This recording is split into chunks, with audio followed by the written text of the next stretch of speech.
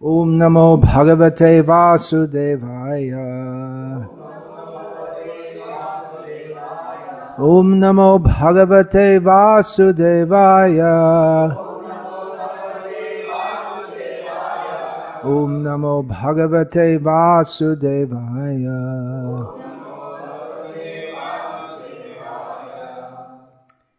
The actual time for giving a garland is just when the speaker sits.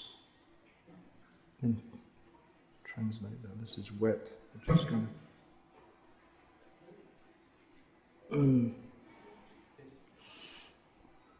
Srimad Bhagavatam, Canto 1, Chapter 2, Text 20, translation and commentary by His Divine Grace, A.C. Bhaktivedanta Swami Prabhupada. Evam prasanna manaso Bhagavad Bhakti Yogataha Bhagavat Tattva Vijnanam Mukta Sangasya Jayate Evam prasanna manaso Bhagavad Bhakti Yogataha Bhagavat Tattva Vijnanam Mukta Sangasya Jayate. Translation. Thus established in the mode of unalloyed goodness, the man whose mind has been enlivened by contact with devotional service to the Lord gains positive scientific knowledge of the personality of Godhead in the stage of liberation from all material association. Srila Prabhupada's purport. In the Bhagavad Gita, it is said that out of many thousands of ordinary men, one fortunate man endeavors for perfection in life. Mostly men are conducted by the modes of passion and ignorance, and thus they are engaged always in lust, desire, hankerings, ignorance, and sleep. Out of many such man-like animals, there is actually a man who knows the responsibility of human life, and thus tries to make life perfect by following the prescribed duties. And out of many thousands of such persons who have attained success in human life, one may know scientifically about the personality of Godhead, Sri Krishna. In the same Bhagavad Gita, it is said that scientific knowledge of Sri Krishna is understood only by the process of devotional service, bhakti yoga. The very same thing is confirmed herein in the above words. No ordinary man, or even one who has attained success in human life, can know scientifically or perfectly the personality of Godhead.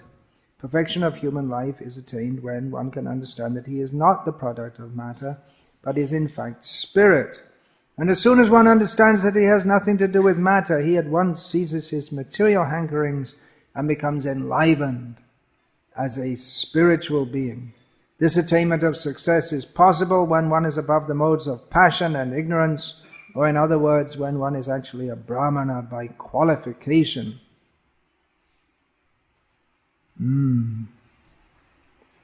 A Brahmana is the symbol of sattva guna, or the mode of goodness, and others who are not in the mode of goodness are either kshatriyas, vaishyas, shudras, or less than the shudras.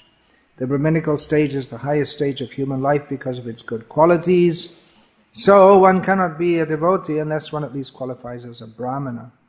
The devotee is already a Brahmana by action, but that is not the end of it. As referred to above, such a Brahmana has to become a Vaishnav, in fact, to be actually in the transcendental stage. A pure Vaishnav is a liberated soul and is transcendental even to the position of a Brahmana. In the material stage, even a Brahmana is also a conditioned soul, because although in the Brahminical stage the conception of Brahman, or transcendence, is realized, scientific knowledge of the Supreme Lord is lacking. One has to surpass the Brahminical stage and reach the Vasudev stage to understand the personality of Godhead, Krishna. The science of the personality of Godhead is the subject matter for study by the postgraduate students in the spiritual line. Foolish men or men with a poor fund of knowledge do not understand the Supreme Lord, and they interpret Krishna according to their respective whims. The fact is, however, that one cannot understand the science of the personality of Godhead unless one is freed from the contamination of the material modes, even up to the stage of a Brahmana. When a qualified Brahmana factually becomes a Vaishnava in the enlivened state of liberation, he can know what is actually the personality of Godhead. Oh, there's so much in this verse and purport. Could take a long time to discuss it in detail. Very long time. This verse begins with the word evam, which means thus. Can you think of another verse which begins with that? Well-known verse. Evam parampara praptam. This science was thus received. The syntax is a little difference in Srila Prabhupada's translation, as is normal in translating. So this thus comes after describing how a person hears about Krishna, becomes purified, and then prasanna manaso. Prasanna manasaha. You can all understand what this means. The word prasanna and manna are both in Indian languages up to the present day. Means a happy mind. Srila Prabhupada translates this as the mind has been enlivened. Prasanna Bhagavad Bhakti Yogata. Yoga, he translates this here as contact. By contact with devotional service to the Supreme Lord. So I thought to speak on this verse this morning, after we had a very enlivening Mangalarti Kirtan, with devotees jumping and singing, definitely very enlivened, and several young men here this morning who weren't here yesterday morning, who appear to be enlivened by contact with devotional service, which means by contact with devotees. The same word is there, that bhaktistu bhagavad bhakta sangena parijayate. Devotional service, bhagavad bhakti, which is described here, bhagavad bhakti, devotional service to the Supreme Lord, comes about by contact with devotees, bhagavad bhaktas, to mix Sanskrit with English, as is commonly done. So this devotional service is enlivening. In the previous verse spoke of tada rajas tamo bhava kama lobhadayasche. Spoke of the state of material consciousness. This is spiritual consciousness. Prasanna manasaha. Brahma bhuta prasannatma nashochati nakangshati. This is also described in Bhagavad Gita, the state of spiritual consciousness in which the mind is enlivened. There's no hankering or lamenting. On the material platform of Rajagun, Tamagun, Tada Rajastamobha, Kama and Lobha, of material desire and greed, this is always characterized by hope and disappointment. So one who is on the transcendental platform, na shochati na kangshati. He neither laments nor hopes. He's not hopeful, not materially hopeful. Because to be materially hopeful means to become materially disappointed. And we see that all living beings, at least those of more developed consciousness, for instance, humans, cats and dogs, are more developed compared to cockroaches, for instance. We can't judge much about a cockroach's consciousness, but we can see that the cat or the dog sometimes feels happy and sometimes feels sad. With the dog, it's very apparent. When he's happy, his tail is wagging. When he's unhappy or afraid, his tail goes between his legs.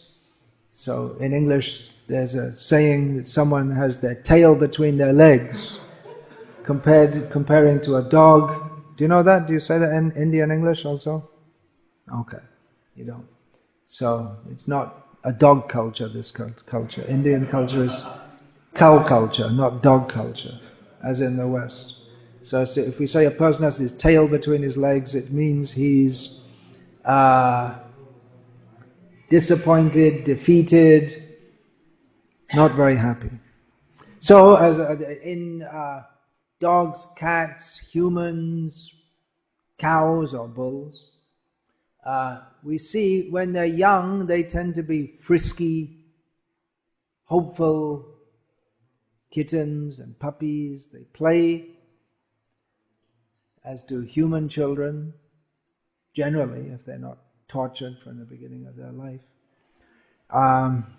Cows also, if they're allowed to, they'll play if they're not sent off to the slaughterhouse. Or these lights are not needed now, they can be turned off.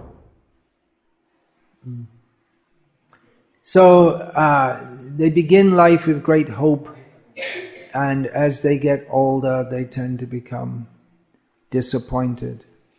So it's quite common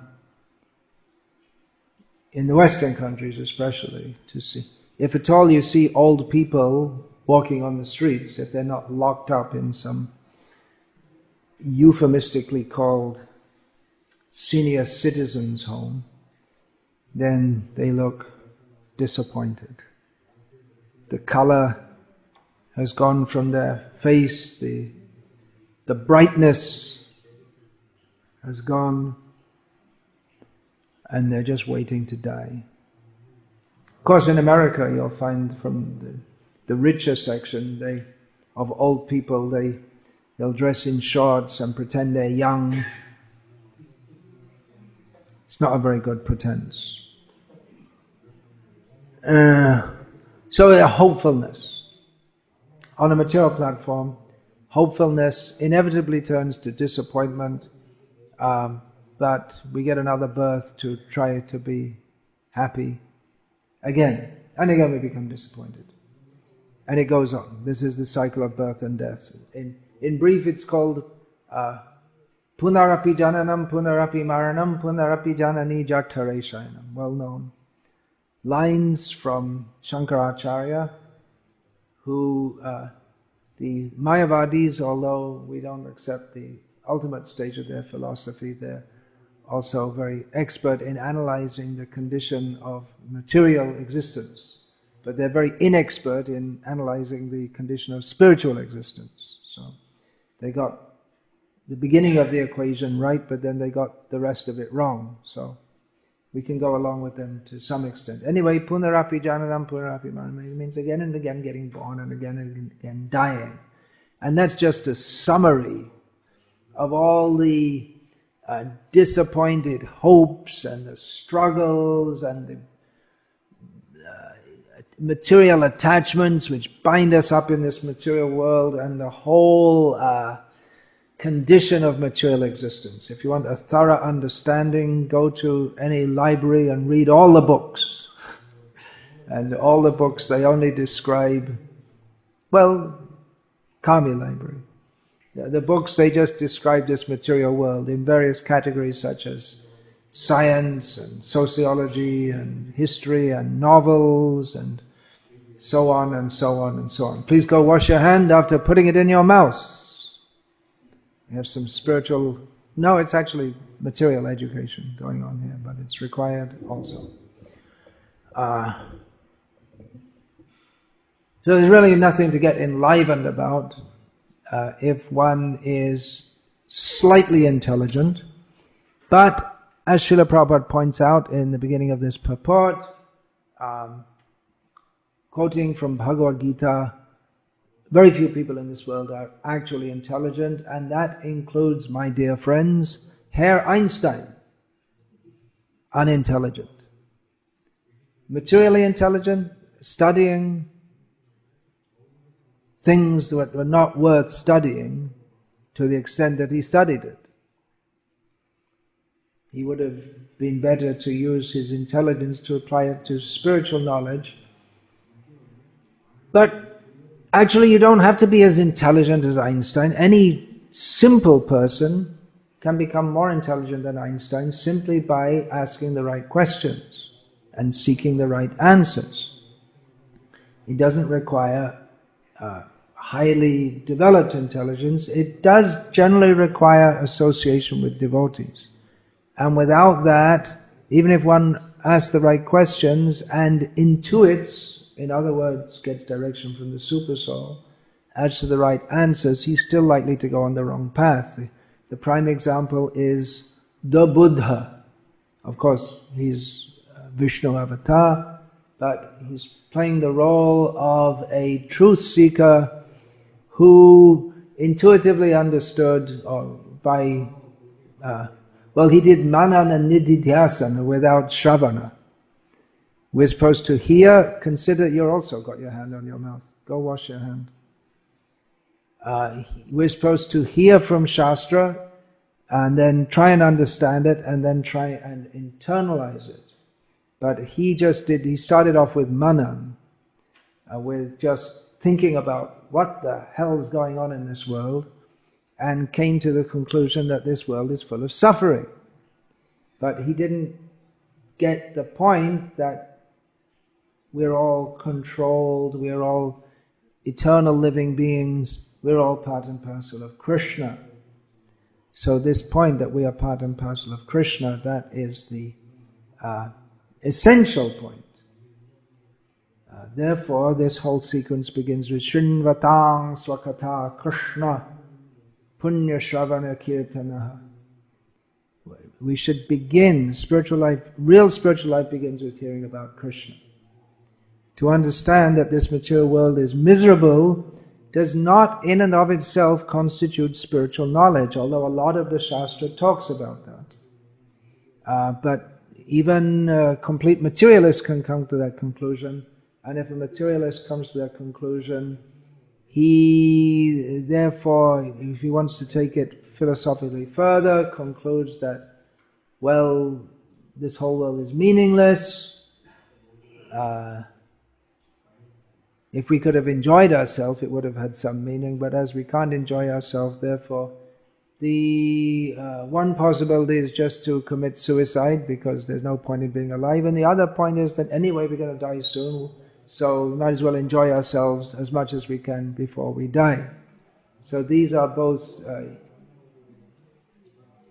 symptoms of hopelessness.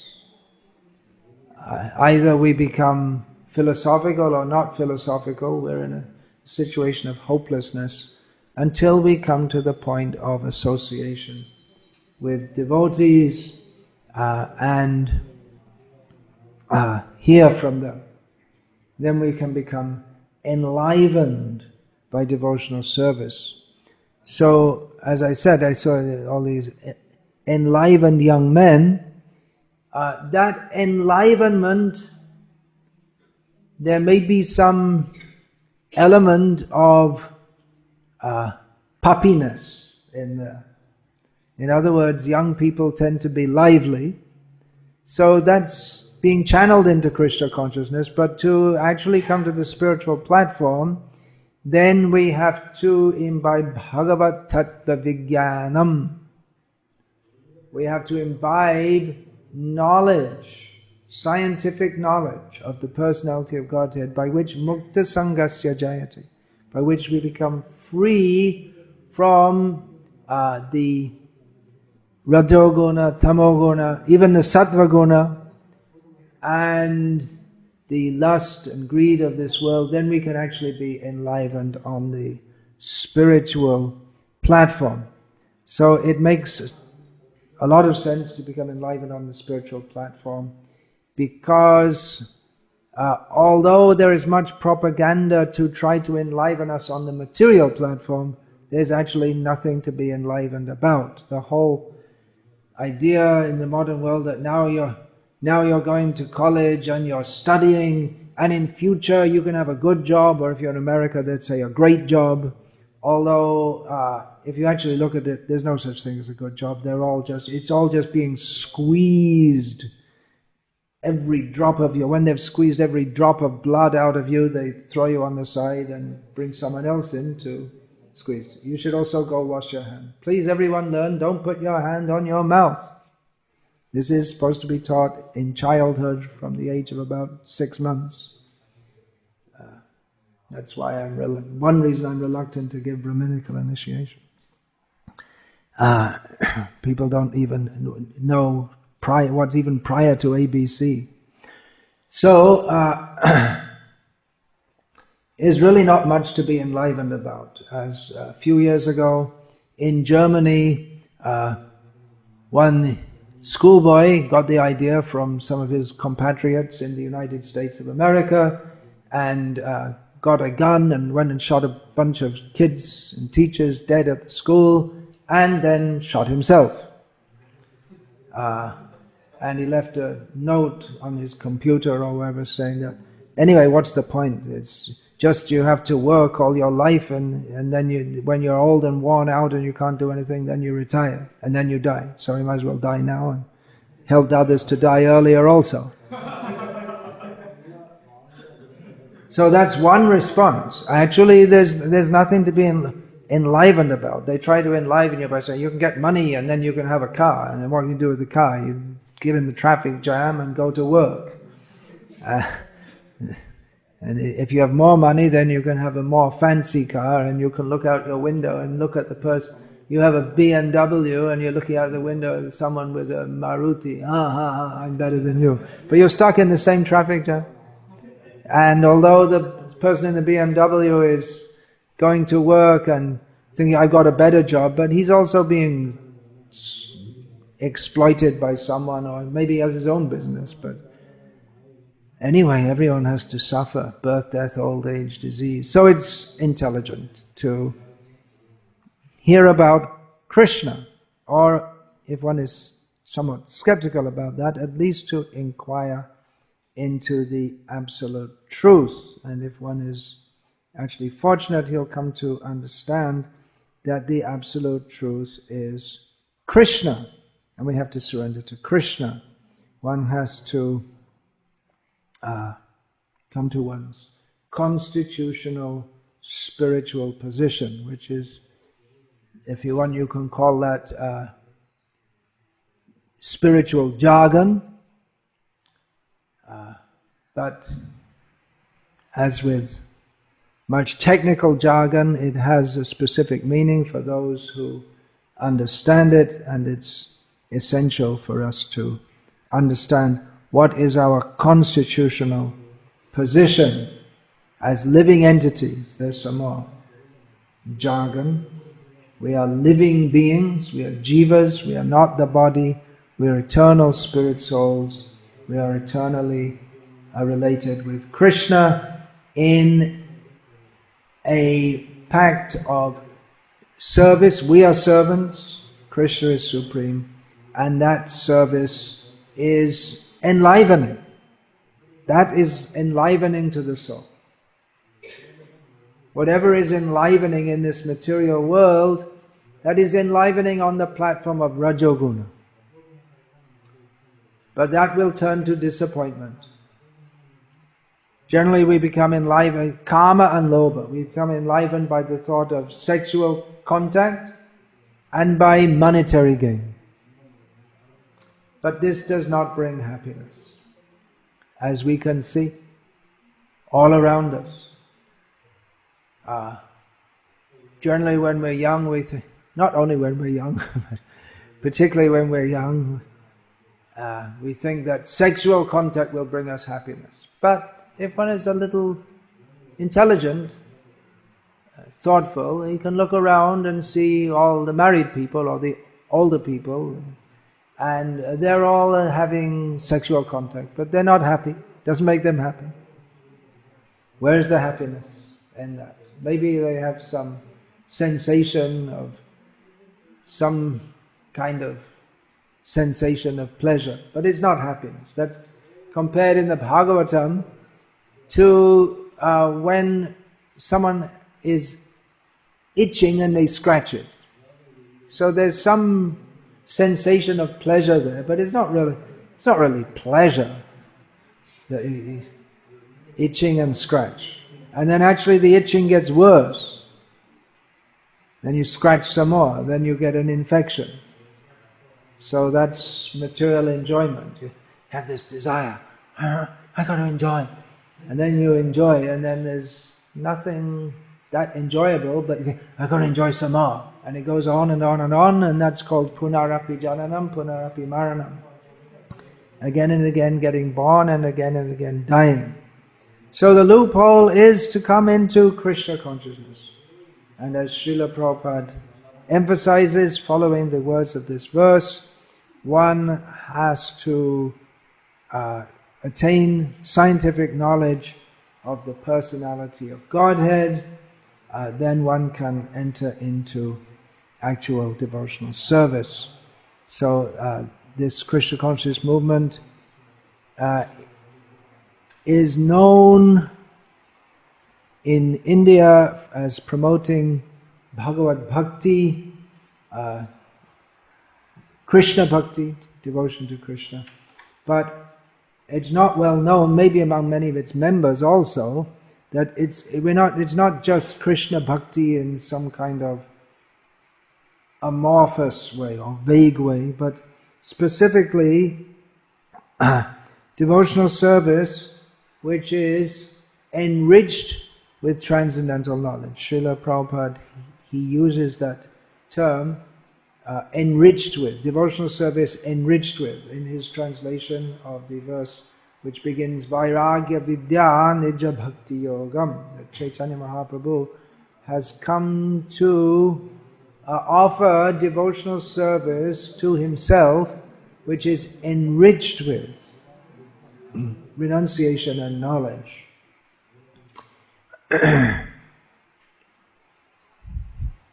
So it is a very great opportunity for you enlivened young men to continue to be enlivened and to become more enlivened by studying and understanding the science of Krishna and distributing that to others. It is a great opportunity that you have to perfect your human life. Srila Prabhupada quotes it. He doesn't get the Sanskrit. Narushanam sahasreshu kaschid yaditi siddhaye yatatam api siddhanam kaschin mang veti tatvataha.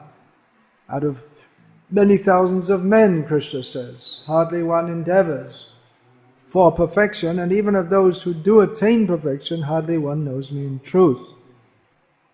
This is a great opportunity which is being offered to come out of this cycle of birth and death, which is just like being crushed, birth after birth, and come tamasima jyotir gamaya. Have you all heard that? You've all heard that line? All you young boys coming from the college, have you heard that line? Tamasima jyotir gamaya.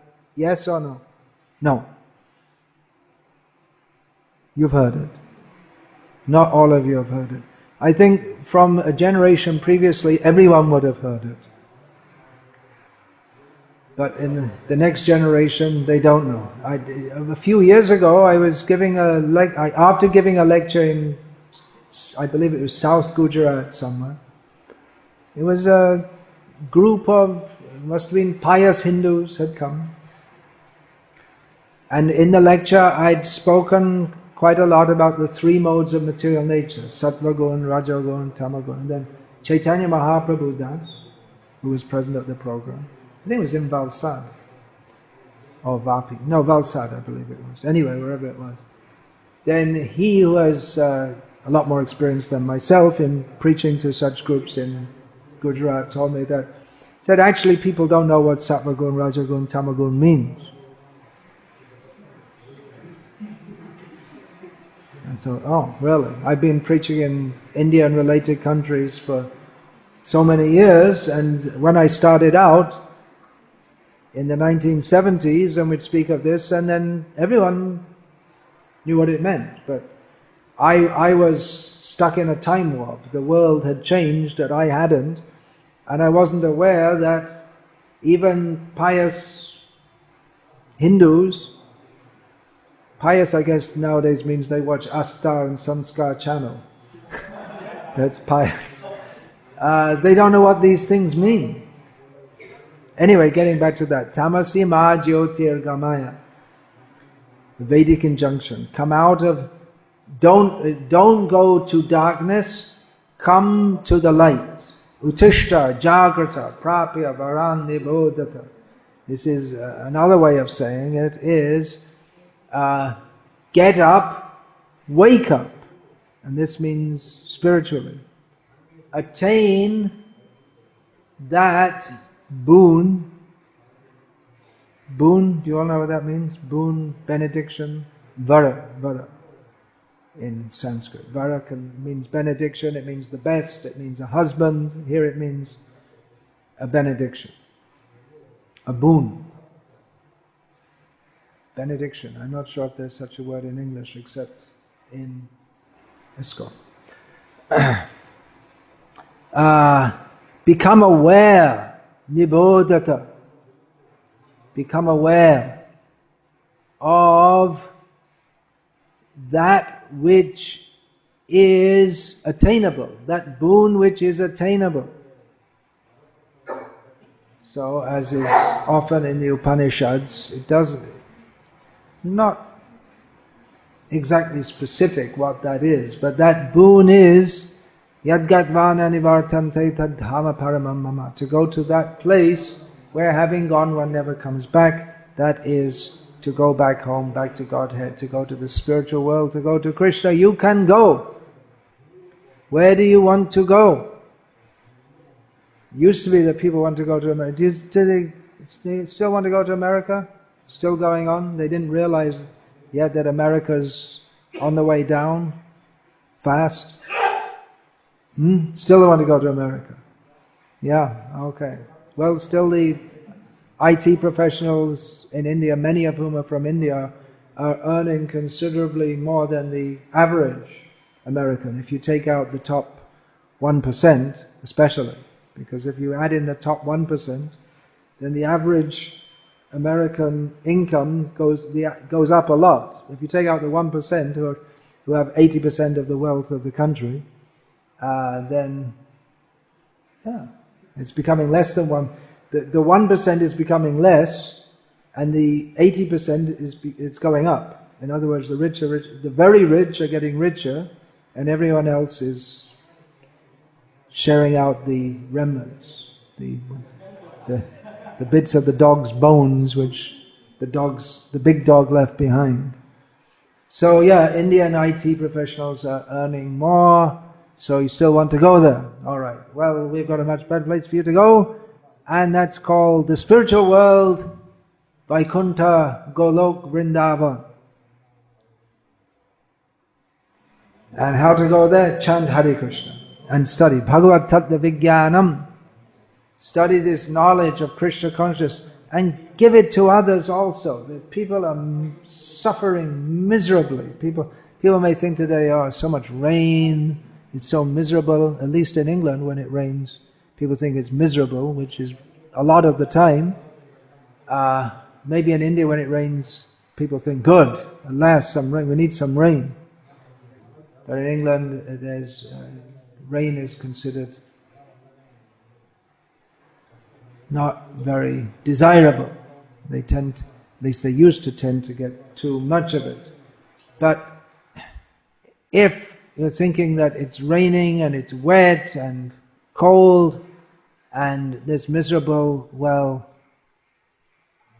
we have some news for you. There's a lot worse misery. Getting old is miserable, dying is miserable, getting reborn is miserable, everything in this material world is miserable. Desire, that hope that we have, the hope that we will be happy, the more we hope that we'll be happy, the more we suffer.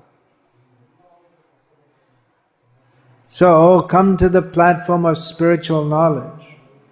You all have a great opportunity. having come in contact with this Krishna consciousness, to cut out of this cycle, born again, die again.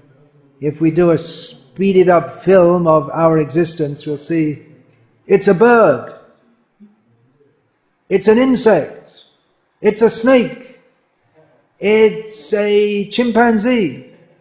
It is, who are you? My name is Alok Chaudhary. And then it's a pigeon. It goes on and on. Alok Chaudhary becomes a pigeon. According to Srila Prabhupada, someone who's... Well, according to Srila Prabhupada means it's a fact. Someone who's inordinately inclined to sexual activity while in the human form is likely to become a pigeon. Could also become a chimpanzee. There are alternatives. It's complex exactly how the karmic results work out. Or it could become a chimpanzee and then a pigeon. That's also quite possible.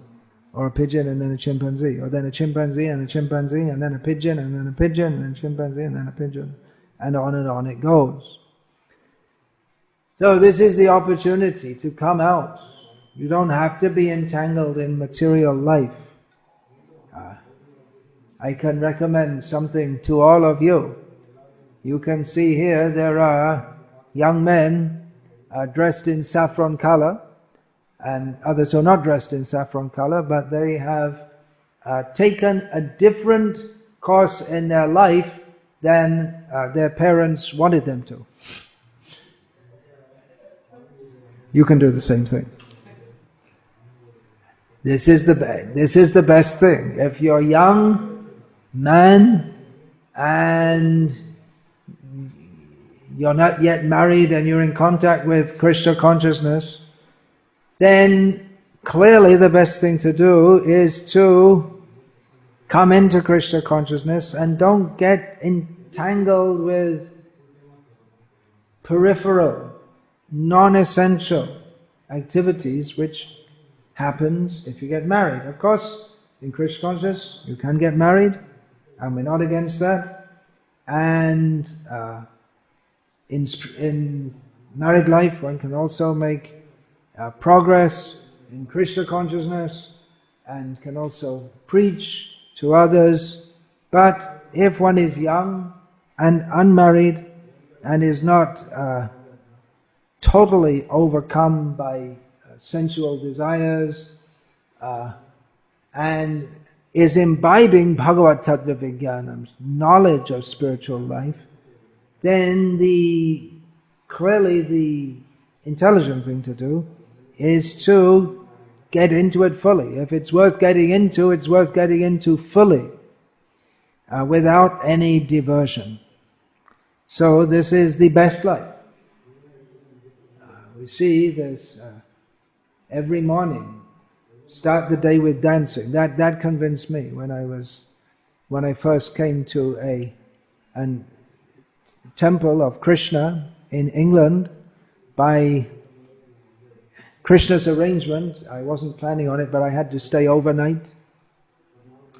And unknown to me, I had to get up for Mangalarti early in the morning, which I'd never thought of, and rising so early in the morning, and after a cold shower, which I'd never thought of either having a shower at the beginning of the day, and especially not a cold one.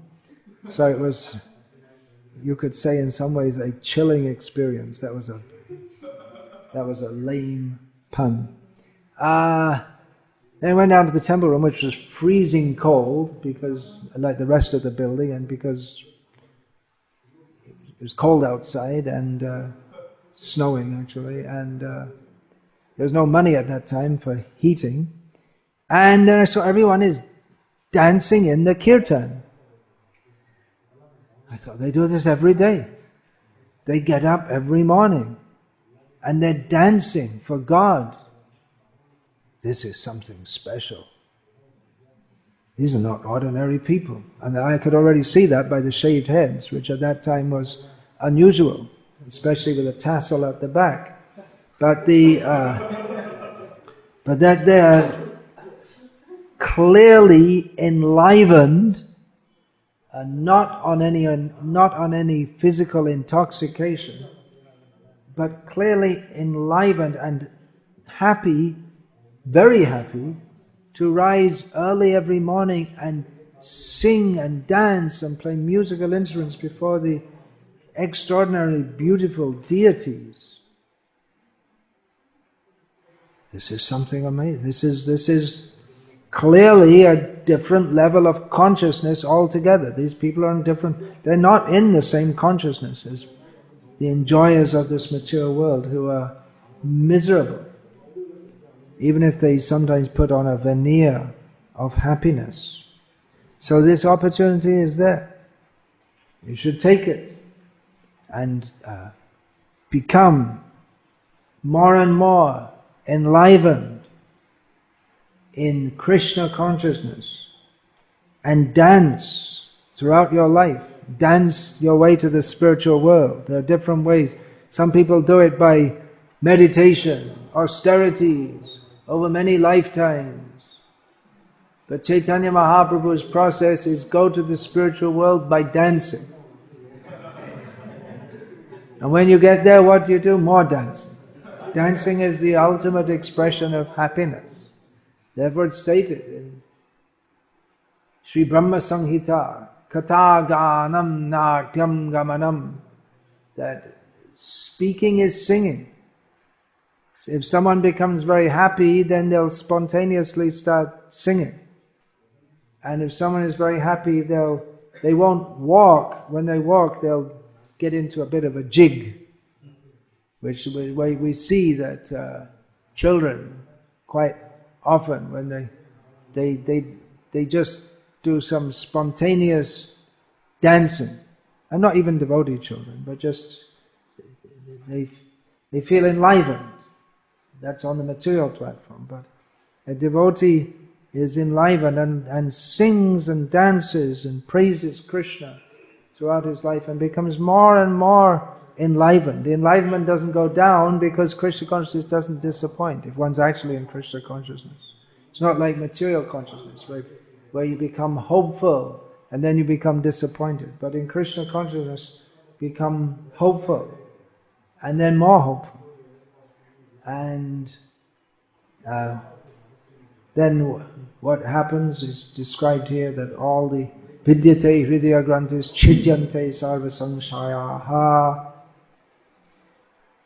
that all the attachments which bind us to this material world, all the attachments in the heart are pierced, and all misgivings, doubts, they are cut to pieces, and one becomes fully Krishna conscious. So I recommend it. And plus the opportunity to, as brahmacharis, one can engage full time in actually doing good for others by spreading Krishna consciousness. Any noble person should desire to do good for others. Pranaya arthaya diyavaja shaya acharan sabha. One should always act for the ultimate good by his giving his life, money, intelligence, words. So the ultimate good means the ultimate good of everyone. Sarve sukhino bhavantu. That's another one which maybe people haven't heard, which people used to know. Let everyone be happy. This is Chaitanya Mahaprabhu's mission. Let everyone be happy by Krishna consciousness. So you may, at least those who are newly coming, we're not pushing you or forcing you, but you can consider there is an alternative to this grind of material life in which you're just like being put in a mixing machine. You're put in and you're ground to dust, starting with they call it the play school, but it's not. It's more of school than play. They have to learn and get their degrees and get a job, and then they get a loan, and then your whole life is simply ground up. And then you die. And then you get born again. And then again, hopeful, then again crushed. So this is the alternative. Come out of this. And those who have been through all of that, who are older, who are retired from all that. Retirement doesn't mean rest. In Krishna, we should follow the example of Srila Prabhupada, that he became more busy in Krishna consciousness after he left he had his own business. So after he left his business, or his business left him, then he became more busy. He wasn't lazy. He was never lazy. As Srila Prabhupada said about himself, I was never lazy. He always worked hard. So in retired life, more busy for Krishna. And in Grihastha life, one should go through that very responsibly, without getting unnecessarily entangled in social affairs. You can be an ideal Grihastha, as was Srila Prabhupada, maintaining his family, but also keeping close in contact with Krishna consciousness and Krishna conscious activities. Hare Krishna. Any question about this, please?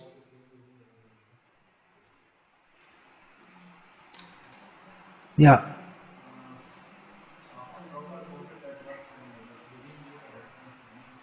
Which one? Tamasima Jyotir Gamaya. Yeah, it's one of those which, like Sarve Sukhino Bhavantu, and they're generally the reference for that. They're generally classified as subhashitas, or sayings, salutary sayings, or salutary or didactic sayings. But I do believe also I saw somewhere that was quoted, said to be from Rig Veda. If you don't know where it's from, then it's from the Skanda Purana. That's the joke, because the Skanda Purana is supposed to be 80,000 verses, and it's not all extant, so if you don't know what it is, you can say it's from the Skanda Purana.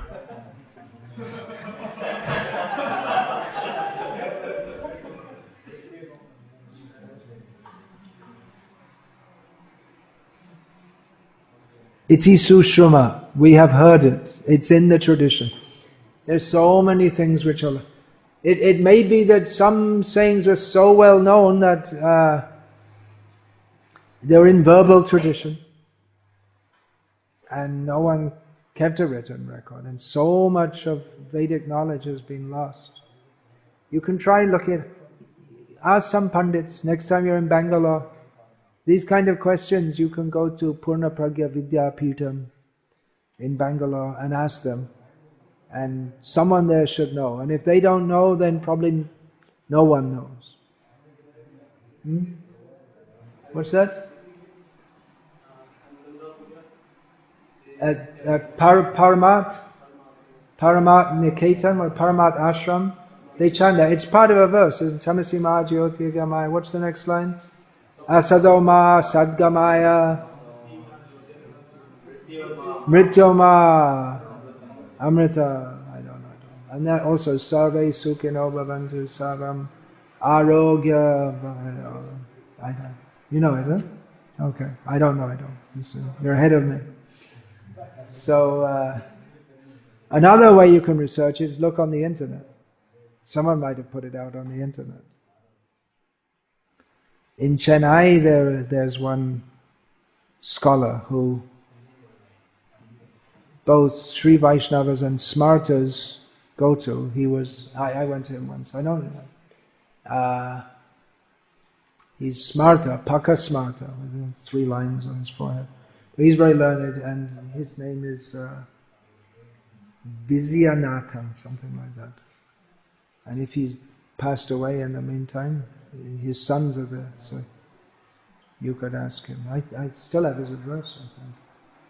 So he was formerly the head of the Sanskrit college or Sanskrit faculty at Madras University. So there are pundits here and there. We want, in ISKCON we should also have some pundits who people can go to and ask such questions. There are so many questions, but it's not that every pundit's going to know everything, because knowledge is vast, and real pundits, when you ask them a question they don't know, they say, I don't know. So you can try looking it up here and there. Because a real pundit, one definition of a pundit is he has some understanding of how little he knows. Because you become aware of how much there is to know. Though you may know more than others, but one of the things you get to know is how much is out there.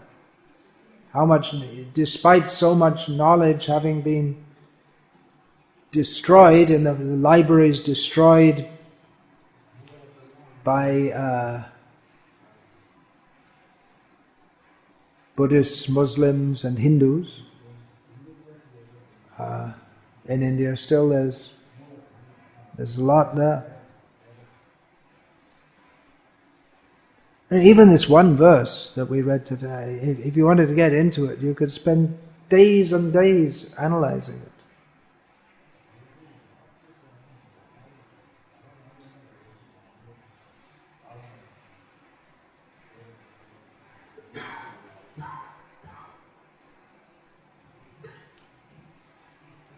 It's a good religion, huh? Sarve sukhino bhavantu. Better than, if you don't believe what we say, we'll kill you. So, better religion. And sarve means not only the humans, but all living beings.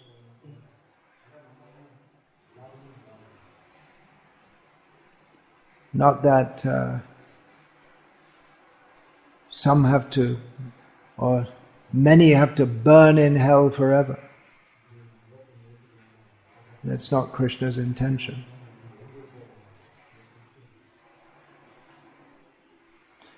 Yeah, anything else? Yes, please.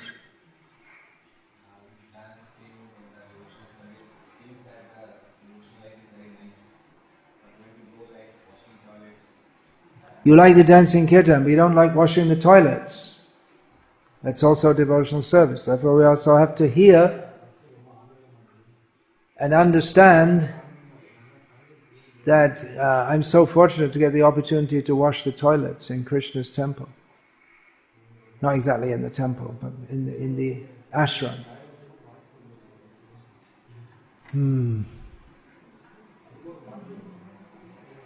Generally that's the first service that's given, to see if someone's ready for devotional service, to make that, if they're serious.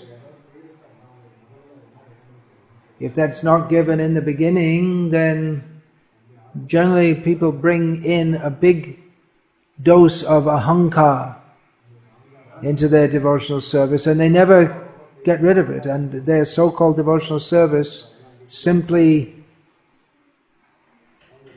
nourishes their ahankar.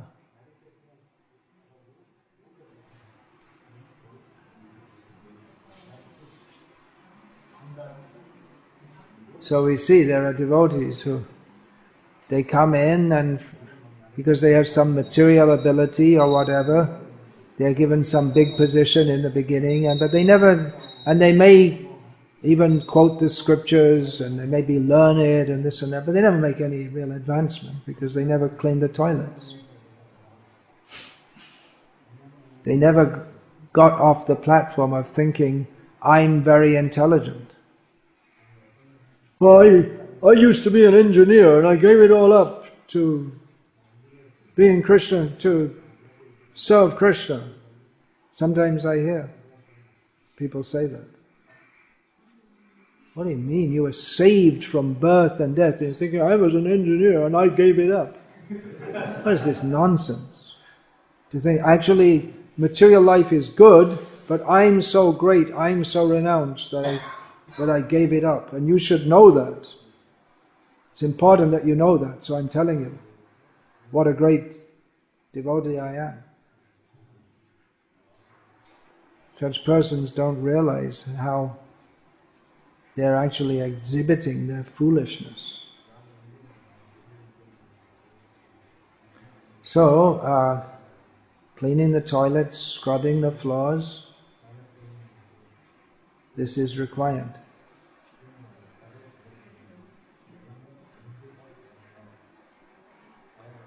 After millions of lifetimes of gazing at the tip of your nose in an attempt to advance in yoga, if one gets the chance to clean the toilets in the ashram of Krishna's devotees, he can consider himself most fortunate.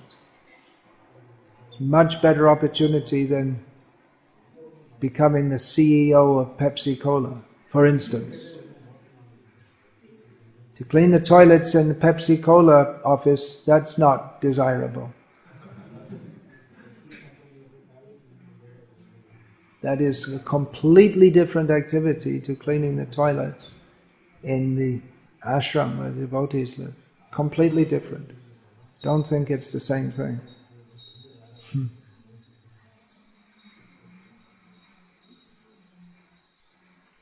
Hare Krishna.